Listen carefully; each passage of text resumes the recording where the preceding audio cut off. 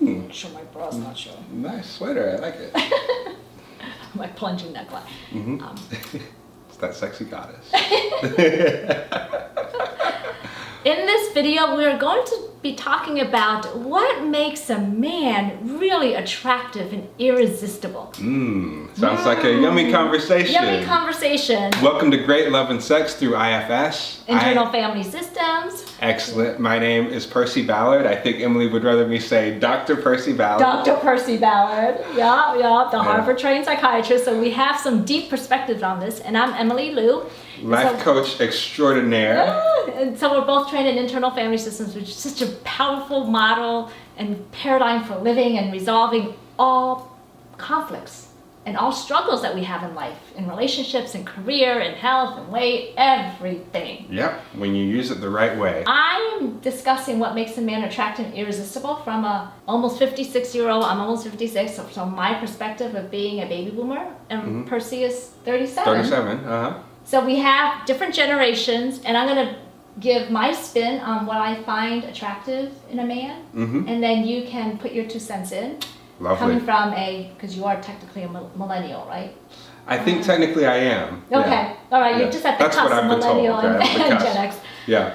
So what I find men who are really attractive is the juxtaposition of being that powerful male that he is supposed to be in terms of having a passion and a purpose and a mission in life, but also bringing out the emotional softer side of vulnerability and speaking for his emotions and thoughts and not being afraid to express all the parts of who he is. And I know that men of my generation, 50s, maybe late 40s, 50s, and 60s, they were not brought up in this way of speaking their truth.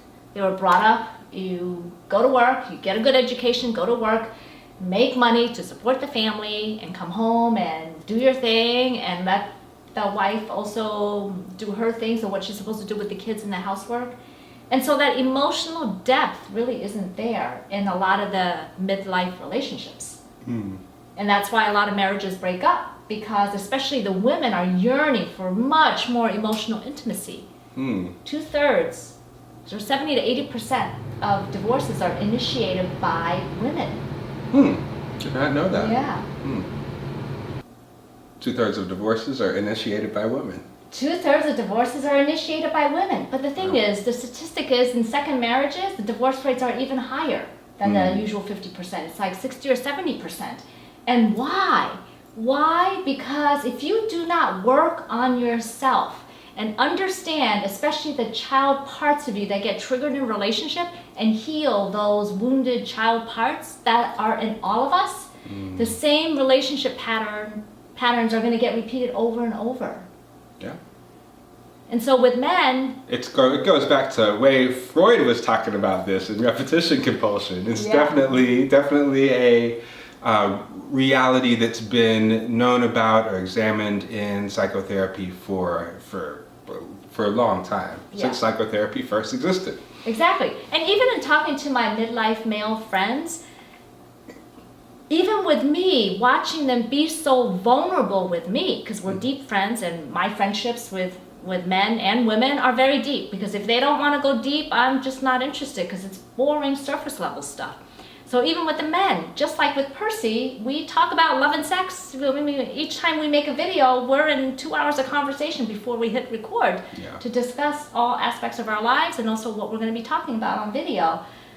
So the same type of conversation that I have with Percy, I have with many of my male friends, because this is what brings fulfillment and joy into our lives, because we get to freely express all of who we are. And that is what women are really hot for, is for a man to be not afraid to express all of who he is. And I think there are 2 parts of that, because when you talk about different generations, like I would presume that in Emily's generation, if you don't mind me saying, there is a generation of men that were raised to, to bring home the bacon and be the powerful man, and it still is a very, sexist universe, but it's like, all pretty much still the case, but even more so, all of the power was concentrated into the male role. So you had men that were raised to express the powerful side of who they are, and not the vulnerable aspects of who they are.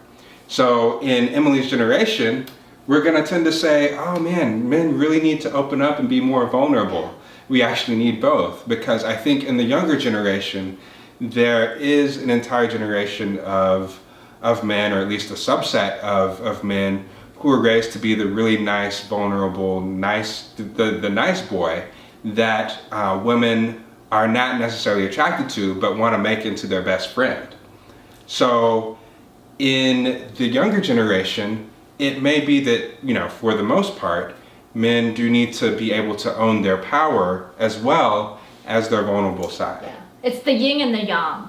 Yes. You gotta own both sides, because if you're just going like the ego-driven alpha warrior, and it's all about money, status, and stuff, that could be appealing to some women who are into that, but as most of us grow older, we want more. It only lasts so long. It's like having the sugar without the flour. You definitely want both in order to have a really long relationship. So. And you know where it's really apparent about just the state of men and their emotional state is when you look at dating apps, and you look at I flip through the dating apps with the more middle-aged men. Oh my gosh, the pictures are awful. They're very rarely are there smiles. And a smile, the energy, a photograph can just radiate your energy. And 99% of the photographs, it's just like, it's just such a turnoff, because the energy is just one of depression, I'll put that in quotes, and just being so worn out. There's nothing attractive about that energy. It's like, that guy has not worked on himself. So I guess it burnt out from really being, trying to be like the alpha all the time, and not really embracing the softer parts of who they are and really nourishing themselves. Is that what you mean? Yeah. Well, and when you look at your picture, your online picture, you're just all big smiles. You see very few men with such genuine, happy smiles. And that's what conscious women want. So another thing to really talk about, another way to put this in simplicity, and I'll credit, there's a group of men who created a website, well, men and women created the website called theattractiveman.com, and they have a lot of YouTube videos, so you can check them out. They're interesting, a lot of things that might be worth commenting on this website. However, what they say is that what makes a man attractive is a good balance between power and tenderness. Someone wants to feel attracted, wants to know that someone is powerful and can protect them if need be. And also are tender. They can be safe with them. They can care about them. So there's someone that they can open up to and relax around, because they know that this person has compassion for them. They're not trying to hurt them. Yeah. Let me give you an example. One of my middle-aged friends who's the same age as me, and we had known each other in a past capacity, and we rekindled our friendship. And this is the hardcore engineer, technical, analytical type. And here he is, because he felt so safe with opening up to me all boxes inside of him, all parts of him. And I said, we'll call him Steve. Steve, oh my God, this is just so beautiful for you to be sharing all of your vulnerabilities and the rawness of what you're feeling. And of course, we're talking about relationships and his relationship challenges. And I said, the way that you're showing up for me and in your tenderness, and you've got this power part of you that is so apparent based on your history of what you've done in your life, that juxtaposition is so irresistible, Steve. If you can show this, then you can attract the women that can so appreciate the depth of your vulnerability and showing all parts of who you are. Because if you only show the power side, then you're going to attract the women who are also a little bit more siloed and a little bit more restrictive because they're looking for the status. And they may not be into opening themselves up. But you got to show both sides. And that's when you can attract the woman that you want into your life. Yeah. And so Steve got it. He got it. I said, well, this relationship challenge that you have, I think it can be resolved. All you have to do is keep being more of you and not be afraid to be more of you. Because it will, either people will love you or hate you. There's no money in the middle. Another way I'm seeing this is Yeah. opening up the whole person. Yes. So I'm thinking in terms of IFS, and throw a little tantra in there too. There are certain qualities of self that are present in a human being when they're being their whole selves, when they're really them, and it's going to express itself in different ways in every individual. But and you can even align it by the chakras in terms of tantra and yoga. But at the bottom you have calm, you have connection, you have the courage and courage and confidence, right? So that's the power, the third chakra. Yeah. You have compassion from the heart. You have the creativity. You also have clarity up top and curiosity. Self qualities are attractive to people. We all want this. We love this when it comes out in ourselves. We love it when people bring it out in us, and we love to see it in other people, and we're drawn towards people who have those qualities, who are expressing those qualities. I believe those qualities are in every individual. Sometimes they're just blocked by parts of us who are afraid to express certain aspects of who we are. When we're talking about this in terms of what makes men attractive, the courage and the confidence is one thing that makes men attractive. That's why sometimes people say men like bad boys. Those relationships with bad boys don't necessarily last forever, but they can attract women because there's the courage and the confidence that might be missing in other places. However, with a lasting and a whole relationship, there's also the compassion that's there as well. So a balance between those two poles. And sometimes you want to show one. Sometimes you want to show more of one's power, and sometimes you want to show more of one's tenderness. Often one will get you into the door, but the other will keep the door open. Yeah, exactly. Yeah. And if the woman cannot receive your tenderness, then she is not for you. She may be judgmental, critical, and want you in a certain way to satisfy her needs of having somebody with just power and status. This is not to judge what her needs are, but this is just not the right fit for what you're looking for. Well, what's good, I guess what feels really good to the individual, whether the person is for you or not, is for you to be able to be the whole you in whatever relationship that you're in. But in most cases, really being the whole you, there might be, one part of yourself that comes out in one setting, another part of you that comes out in another setting. Showing and opening up and being able to express all aspects of who you are is what will make one attractive. Often we think that if we express a certain aspect of us, people will be turned off. That's not what I've found to be true. That's not what a lot of clients of mine who are getting into new relationships or are in a long-term relationship that's fizzled out, once they open up that side of them that they don't really express, it really ignites things. Yeah. It really ignites things even if you're starting a dating life and pulling more people into your world, or if you're already in a long-term relationship and you're opening up this new aspect of you that, oh my gosh, they haven't seen. Yeah, it's about taking off all your masks. Yeah. And yes, it's scary because now you have nothing to blame if you show parts of you like, whoa, this has not seen the light of day.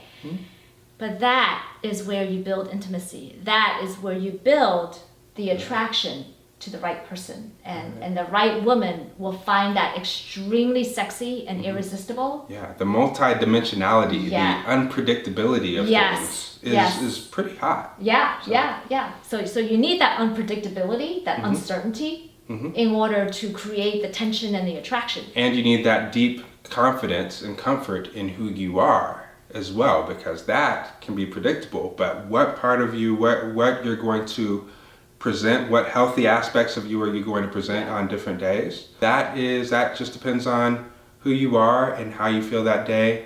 And you can be seen as a real multi-dimensional human being that is always has a sense of mystery behind them, and a sense of, wow, we are growing and really getting to know this whole human being. So be willing to show your different dimensions. Yeah, and even to apologize and own up to your foibles and your mistakes, and just say, I was really cocky when I did X, Y, and Z. I'm so sorry. Right. As long as you have other aspects too. You're not total apologetic person or total doormat. Yeah. You know, you want to show the powerful aspects as well. Yeah. So this is really allowing the variety of who you want to shine. Yeah. And I think a great book for you to start to understand what makes a man really hot and attractive is to read The Mask of Masculinity by Lewis House. And he talks about all the masks that he has worn in his life, and then how liberating it was for him to shed the athletic mask, the Joker mask, the sexy mask. I forget, there's like 7 or 8 masks. And as a result of him being so vulnerable, he has a great podcast called the School of Greatness podcast. And he's a huge brand. And as a result of him being really vulnerable, his business skyrocketed to multi-millions. And that is the power of showing all of who you are. You become attracted to everybody. So own who you are, do the inner work, and that is how you become an irresistible, attractive guy. Wow. Cool. Well, I couldn't have ended it better than that. So we will see you next time. By the way, if you like this, do feel free to subscribe to the channel and feel free to comment below. You can also feel free to send us a private email at greatloveandsex@gmail.com. We'd be happy if you have questions to post videos about them. So thank you. Yeah, if you submit a question, we will be happy to make a video answering your question. So see you next time. Take care.